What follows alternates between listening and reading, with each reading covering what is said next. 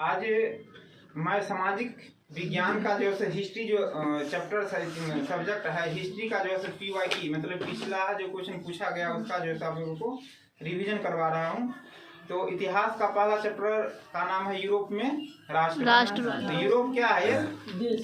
महादेश है। और उस महादेश में जो राष्ट्रवाद का मतलब क्या होता है? राष्ट्र के प्रति जो प्रेम होता है ना उसी को क्या कहते हैं? राष्ट्रवाद कहते हैं। राष्ट्र के प्रति प्रेम को राष्ट्रवाद कहते हैं।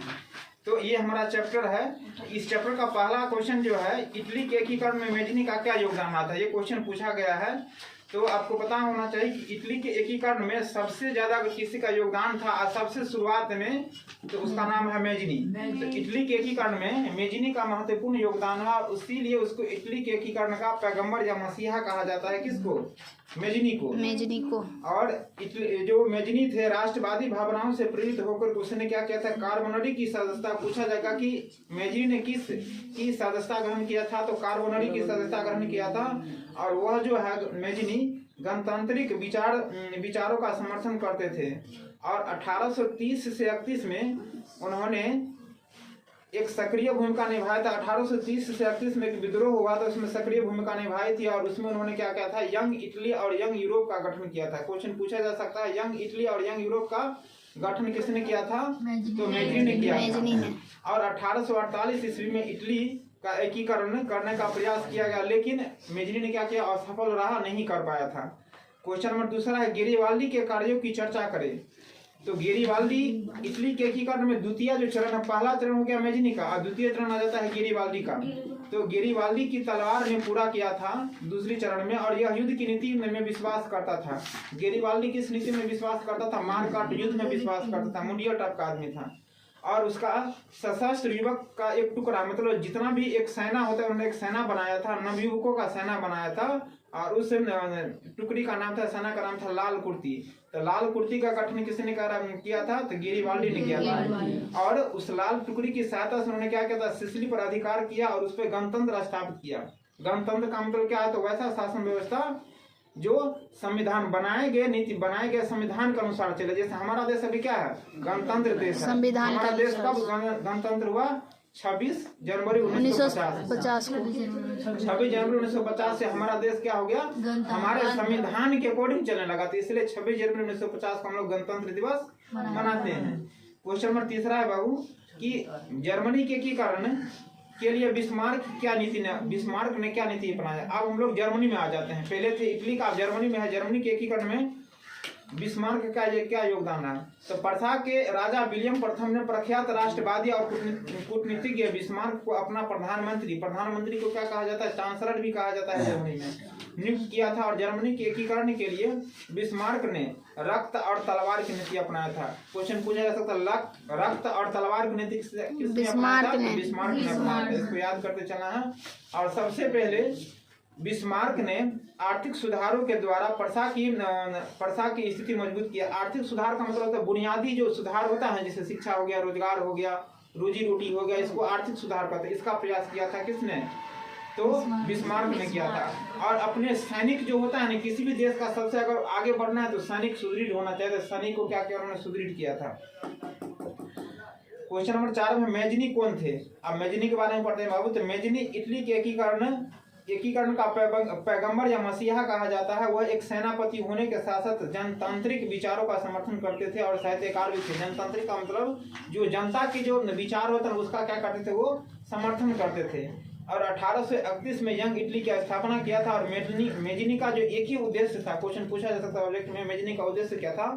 तो मेजनी का उद्देश्य था ऑस्ट्रिया के प्रभाव से इटली को मुक्त करना। मतलब उस टाइम में इटली पर किसका अधिकार था? ऑस्ट्रिया का था। तो ऑस्ट्रिया के अधिकार से इटली को क्या करना चाहते थे? मुक्त करना चाहते थे, आजाद करना चाहते थे। यही है इसका आंसर। नेक्स्ट क्वेश्चन है इटली तथा जर्मनी की एकीकरण में ऑस्ट्रिया की क्या भूमिका थी? तो आपको एक शब्द में कहा जाए तो इटली और जर्मनी का जो एकीकरण हो रहा था, एकीकरण का मतलब क्या होता है? एक सूत में बांधना। तो उसमें जो ऑस्ट्रिया का क्या था? ऑस्ट्रिया जो नहीं चाहता कि दोनों का एकीकरण हो।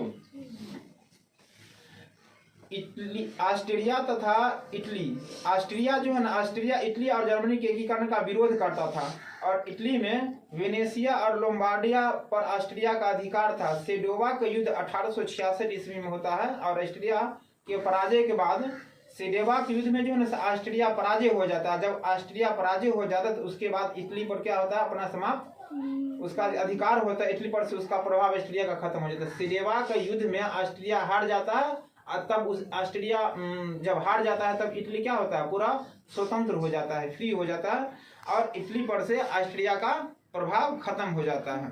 और जर्मन ऑस्ट्रिया के अधीन शक्तिहीन संघराज्य में था और उत्तरी जर्मन महासंघ की स्थापना के बाद जर्मनी से ऑस्ट्रिया का प्रभाव क्या हो गया, समाप्त हो गया। तो क्वेश्चन पूछा जा सकता है जर्मनी से ऑस्ट्रिया का प्रभाव कब खत्म हुआ, तब महासंघ उत्तरी जर्मन महासंघ के स्थापना के बाद जर्मनी पर से ऑस्ट्रिया का अधिकार क्या हो गया, खत्म हो गया। और सेडोवा का युद्ध 1866 में हुआ था। तो सेडोवा के युद्ध के बाद ऑस्ट्रिया का अधिकार किस पर से खत्म हो गया, तो इटली पर से खत्म हो गया। इस प्रकार से इटली और जर्मनी पर से उसका अधिकार क्या हो गया, खत्म हो गया। आगे क्वेश्चन है वियना कांग्रेस की दो उपलब्धि बताओ। तो आपको बताए थे वियना कांग्रेस जो है ना बाबू, इसके दो मुख्य उपलब्धि है कि नेपोलियन द्वारा पराजित राजवंशों को पुनर्स्थापना का प्रयास किया गया। नेपोलियन ने एक लोकतांत्रिक जो व्यवस्था स्थापित किया था उसको खत्म करके वियना कांग्रेस चाहता था कि जो पहले से चलते आ रहा लोक राजतंत्र है, राजाओं के द्वारा चलता आ रहा शासन, उसको स्थापित किया जाए।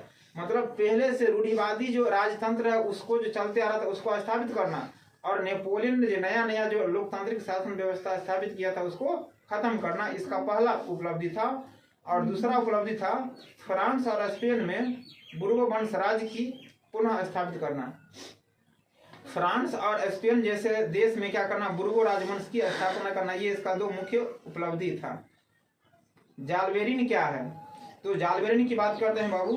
तो जालबेरिन जो है सो 1834 ईस्वी में जर्मन व्यापारियों ने आर्थिक व्यापारी समानता के लिए परसा के नेतृत्व में जालबेरिन नाम की एक आर्थिक संघ बनाया था और उस संघ ने जर्मन क्षेत्रीय आदतों को कुचलकर राष्ट्रवादी प्रवृत्तियों को बढ़ावा दिया था।